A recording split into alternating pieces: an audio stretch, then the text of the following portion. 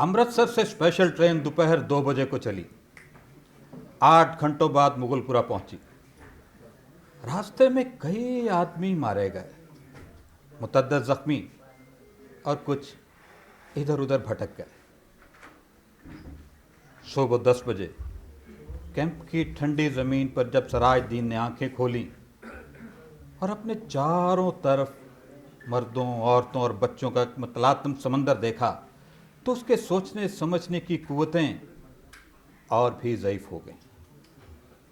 वो देर तक गतले आसमान को टिकटिकी बांधे देखता रहा। यूं तो कैंप में हर तरफ शोर बरपा था, लेकिन बूढ़े सराजुद्दीन के कान जैसे बंद थे। उसे कुछ सुनाई नहीं देता था। कोई उसे देखता तो ये ख्याल करता कि वो किसी गहरी फिक्र में गर्क है। उसे कुछ सुनाई नहीं देता था। उसके होशो हवास शल थे। उसका सारा वजूद खला में मुअल्लक था। गतले आसमान की तरफ बगैर किसी इरादे के देखते देखते सराजुद्दीन की निगाहें सूरज से टकराई। तेज रोशनी उसके वजूद के रगो रेशे में उतर गई और वो जाग उठा। ऊपर तले उसके दिमाग पर कई तस्वीरें दौड़ गईं। लूट, आग, भागम भाग, स्टेशन, गोलियां, रात और सकीना।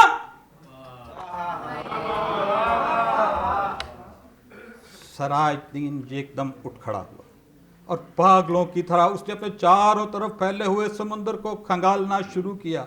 सकीना, सकीना, मेरी बच्ची, सकीना। पूरे 3 घंटे वो सकीना को पुकारता कैंप की खाक छानता रहा, मगर उसे अपनी इकलौती जवान बेटी का पता न चल सका। चारों तरफ एक धांधली सी मची थी। कोई अपना बच्चा ढूंढ रहा था, कोई माँ, कोई बीवी और कोई बेटी। सराजुद्दीन थक हार कर एक तरफ बैठ गया और हाफजे पर जोर देने लगा कि सकीना उससे कब और कहाँ जुदा हुई थी।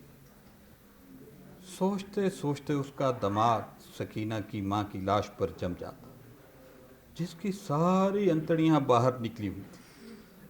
इससे आगे वो और कुछ ना सोच सका। सकीना की माँ मर चुकी थी।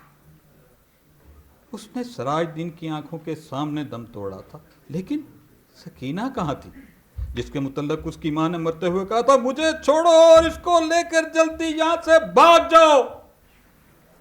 सकीना उसके साथ ही थी। दोनों नंगे पांव भाग रहे थे। सकीना का दुपट्टा गिर पड़ा था। उसे उठाने के लिए सराजुद्दीन ने रुकना चाहा, मगर सकीना ने चिल्लाकर कहा, अब्बा जी छोड़िए। लेकिन उसने दुपट्टा उठा लिया था। ये सोचते सोचते उसने कोट की उभरी हुई जेब की तरफ देखा और उसमें हाथ डालकर एक कपड़ा निकाला। सकीना का वही दुपट्टा था, लेकिन सकीना कहाँ थी? सराजुद्दीन ने अपने थके हुए दिमाग पर बहुत जोर दिया, मगर वो किसी नतीजे पर ना पहुंच सका। क्या वो सकीना को अपने साथ स्टेशन लेके आया था? क्या वो इसके साथ ही गाड़ी में सवार हुई थी? रास्ते में जब गाड़ी रोकी गई और बलवाई अंदर घुस आए तो क्या वो सकीना को उठाकर ले गए? सराजुद्दीन के दिमाग में सवाल ही सवाल थे, जवाब कोई भी नहीं था। उसको हमदर्दी की जरूरत थी, लेकिन चारों तरफ जितने भी इंसान फैले हुए थे, सबको हमदर्दी की जरूरत थी। सराजुद्दीन ने रोना चाहा, मगर आंखों ने मदद न की। आंसू जाने कहाँ गायब हो गए थे। 6 रोज बाद जब होशो हवास किसी कदर दुरुस्त हुए तो सराजुद्दीन उन लोगों से मिला जो उसकी मदद करने के लिए तैयार थे। 8 नौजवान थे जिनके पास लारी थी, बंदूकें थी। सराजुद्दीन ने उनको लाख लाख दुआएं दी और सकीना का हुलिया बताया। गोरा रंग है, दाने गाल पर तिल का निशान है, बहुत ही खूबसूरत है। मुझ पर नहीं, अपनी मां पर गई। उम्र 17 बरस के करीब, मेरी इकलौती बेटी। ढूंढ लाओ उसे, खुदा तुम्हारा भला कर। रजाकार नौजवानों ने बड़े जज्बे के साथ बूढ़े सराजुद्दीन को यकीन दिलाया कि अगर उसकी बेटी जिंदा हुई तो चंद ही दिनों में उसके पास होगी।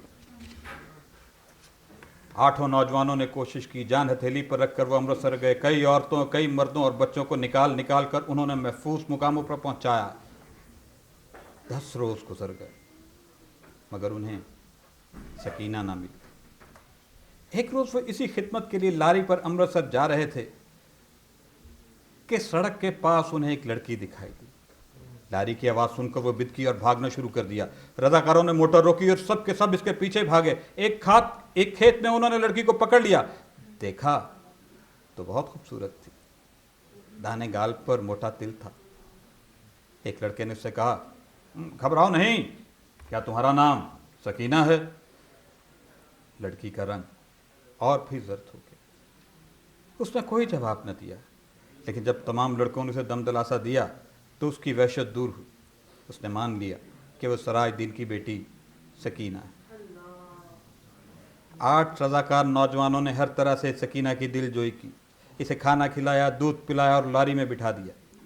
एक ने अपना कोट उतार कर उसे दे दिया, क्योंकि दुपट्टा ना होने के बायस वो बहुत उलझन महसूस कर रही थी और बार बार बाहों से अपने सीने को ढांपने की नाकाम कोशिश में मसरूफ थी। कई दिन गुजर गए। सराजुद्दीन को सकीना की कोई खबर न मिली। वो दिन भर मुख्तलिफ कैंपों और दफ्तरों के चक्कर काटता रहता, लेकिन कहीं से भी उसकी बेटी सकीना का पता न चल सका। रात को वो बहुत देर तक इन रजाकार नौजवानों की कामयाबी की दुआएं मांगता रहता, जिन्होंने उसको यकीन दिलाया था कि अगर सकीना जिंदा हुई तो चंद ही दिनों में उसे ढूंढ निकालेंगे। एक रोज सराजुद्दीन ने कैंप में इन नौजवान रजाकारों को देखा। लारी में बैठे थे। सराजुद्दीन भागा भागा गया। लारी चलने वाली थी कि उसने पूछा, बेटा मेरी सकीना का पता चला? सब ने यकजुबान होकर कहा, चल जाएगा चल जाएगा, और लारी चला दी। सराजुद्दीन ने एक बार फिर नौजवानों की कामयाबी की दुआ मांगी और इसका जी किसी कदर हल्का हो गया। शाम के करीब कैंप में जहां सराजुद्दीन बैठा था, इसके पास ही कुछ गड़बड़ सी हुई। 4 आदमी कुछ उठा कर ला रहे थे। उसने दरियाफ्त किया तो मालूम हुआ एक लड़की रेलवे लाइन के पास बेहोश पड़ी थी। लोग इसे उठा कर ला रहे हैं। सराजुद्दीन उनके पीछे पीछे हो लिया। लोगों ने लड़की को अस्पताल वालों के सुपुर्द किया और चले गए। कुछ देर बाद ऐसे ही अस्पताल के बाहर गड़े हुए लकड़ी के खंबे के साथ लगकर खड़ा रहा। फिर आहिस्ता आहिस्ता अंदर चला गया। कमरे में कोई नहीं था। एक स्ट्रेचर थी जिस पर एक लाश पड़ी थी। सराजुद्दीन छोटे छोटे कदम उठाता उसकी तरफ बढ़ा। कमरे में दफतन रोशनी हुई। सराजुद्दीन ने लाश के जर्द चेहरे पर चमकता हुआ तिल देखा और चिल्लाया, सकीना! डॉक्टर, जिसने कमरे में रोशनी की थी, सराजुद्दीन से पूछा, क्या है? सराजुद्दीन के हल्क से सिर्फ इसी कदर निकल सका, जी मैं इसका बाप हूं। डॉक्टर ने स्ट्रेचर पर पड़ी हुई लाश की तरफ देखा, उसकी नब्ज टटोली और सराजुद्दीन से कहा, एक खिड़की खोल दो। सकीना के मुर्दा जिस्म में जुम्बिश पैदा हुई। बेजान हाथों से उसने आज़ारबंद खोला और शलवार नीचे सरका। बूढ़ा सराजुद्दीन खुशी से चिल्लाया, जिंदा है, मेरी बेटी जिंदा है। और डॉक्टर सर से पैर तक पसीने में गर्क हो गए।